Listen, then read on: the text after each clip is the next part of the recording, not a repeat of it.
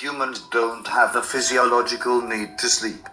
Over time, chemical levels of adenosine build up which cause the sleepy feeling, but that is simply a trigger designed to force our bodies to rest. Some scientists have theorized that this is an evolutionary mechanism intended to prevent us from wasting unnecessary energy while keeping us hidden during the night. Well, there isn't any shortage of calories to consume, and there's nothing going to eat me in the night, so as far as I'm concerned, sleep is just an antiquated fetter which humans should leave behind. We don't need sleep to live, but we cannot survive without dreaming. And if you stay awake for long enough, you'll start to dream even while awake. The more you try to fight those dreams, the more real they will become. Pretty soon, you can't tell which is the dream and which is real, or whether there is a difference at all. That's the story I told the police, and my attorney, and it's the story I'm sticking with now.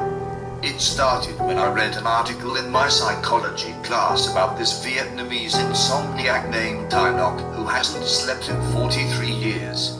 It said he had some kind of fever and then never felt the urge to sleep again. Even working full time, it's like he has a vacation every night. I don't know about you, but for a stressed out college student always trying to cram for the latest test, that sounded like a lifesaver. I'm paying my own way through college with a work-study program and trying to maintain a social life in the half-hour break I have between class and work is absolutely impossible. I'm tired and stressed and missing out on what is supposed to be the best years of my life because I never have a free moment to be myself. If I could find a way to waste less time sleeping though, maybe things would get better. I did some more reading and became obsessed with the idea. If we sleep for 8 hours and are awake 16, then eliminating sleep would be equivalent to adding around 40 years to my lifespan, assuming an 80-year life. I found some studies about a drug being tested on mice called Orexina, which was supposed to completely eliminate the need for sleep. It hadn't been approved for human trials yet, but there weren't any negative side effects found in the mice. If anything, they seemed more active than ever. And the best part was, research for this drug was being done right at UCLA where I go to school. Well, I was able to find where the lab was easily enough, although I didn't expect them to just hand me the chemicals. I tried to get an internship there, but they required at least 20 hours a week, and I couldn't even begin to fit that into my schedule. I forgot about the whole thing until I overheard Ricky, one of the other kids in my psych class, mentioning that he got the internship. Ricky was boasting about using the keys to sneak into the lab at night to get high off the anesthesia they used on rats. If he doesn't sound like an idiot yet, then add a tank top that says I party with sluts, a hat with the obey sticker, and a skateboard which he carries around to look cool but doesn't know how to ride. You got the idea. But that was fine with me, because it made it a simple matter to pretend to be his friend. All I had to do was turn my hat backward, make a couple dumb jokes about the blonde sitting in front, high-five him when she bent over, and voila. Suddenly we were bros. Future of American science right here. It didn't take many hints before he invited me into the lab. I found where the Orexina experiments were just by looking up the faculty directory in charge, and before my buddy finished coming down from huffing anesthesia, I had a whole backpack full of the little spray bottles of Orexin. It was nasally administrated, but I didn't care as long as it worked. And holy hell, it worked all right. 20 squirts up each nostril seemed like a lot, but I controlled the dosage to 1 milligram/kilograms body weight, which was equivalent to the dose the mice were getting. I played Skyrim straight into the dawn. Okay, so it wasn't quite self-actualization, but I hadn't had any free time in a while, and it felt great to have the constant pressure off me. The night was so quiet, and by the early morning it felt like the entire world was made just for me. I didn't even feel tired until the following night, and I just took another dose, and all the weariness washed away. I spent the second night reading Shakespeare just for fun. How else would anyone ever have the time for that? There was so much to do and learn about the world, and finally I had the chance to see it all. It was the best thing I could have ever hoped for. The one thing the mice hadn't mentioned during their experiments, however, was that you can still dream without sleeping. They started on the third day, little visual abnormalities that danced around the corner of my vision. Patterns, or shapes, or textures just drifting idly by. I actually enjoyed them at first, but the longer I went without sleep, the more real they became. By the fifth day I actually started seeing fully formed people walking alongside me. They were always in my peripheral vision, and as soon as I turned to face them, they disappeared. It was the evening of the sixth day when I opened my bedroom to see a smiling figure sitting on my bed.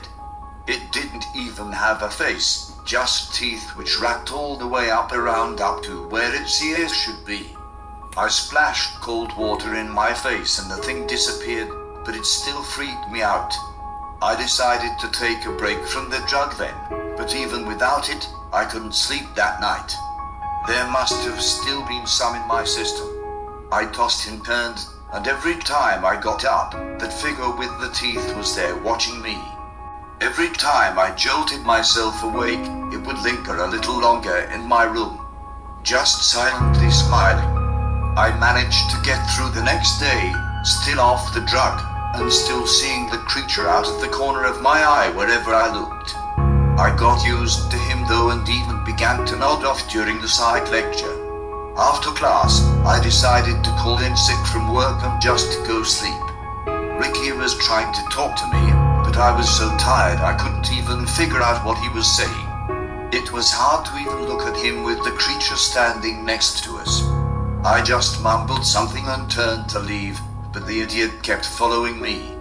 I shouldn't have shoved him, but I was so tired I couldn't deal with pretending to be his friend anymore. He stumbled back a few paces, right into the smiling creature. The weirdest thing was, I swear he bounced off the creature and looked over his shoulder.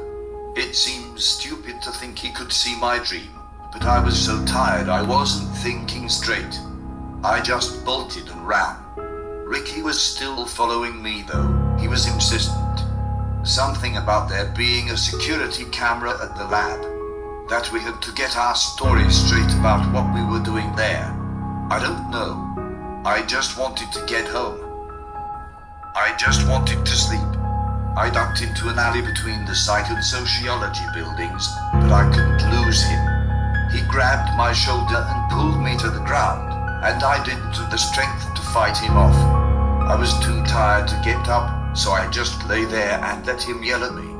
My mind was so numb with exhaustion, even the sound of his shouting faded into a gentle white noise, and I must have fallen asleep right there on the ground. His body was mangled almost beyond recognition. The police told me there were witnesses who saw me jump on top of Ricky and bite his face into a bloody pulp. They said I had some kind of inhuman strength, and that it took almost a dozen people to drag me off him.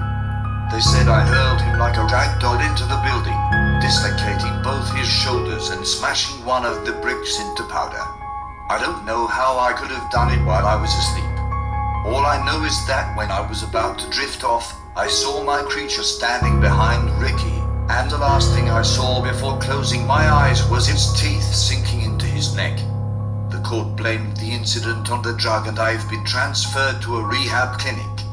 It's been 4 days since I've last taken a Rexin, but the creature hasn't gone away. Every time I close my eyes, it's sitting a little closer. Sooner or later I'm going to fall asleep, and it's going to take control again.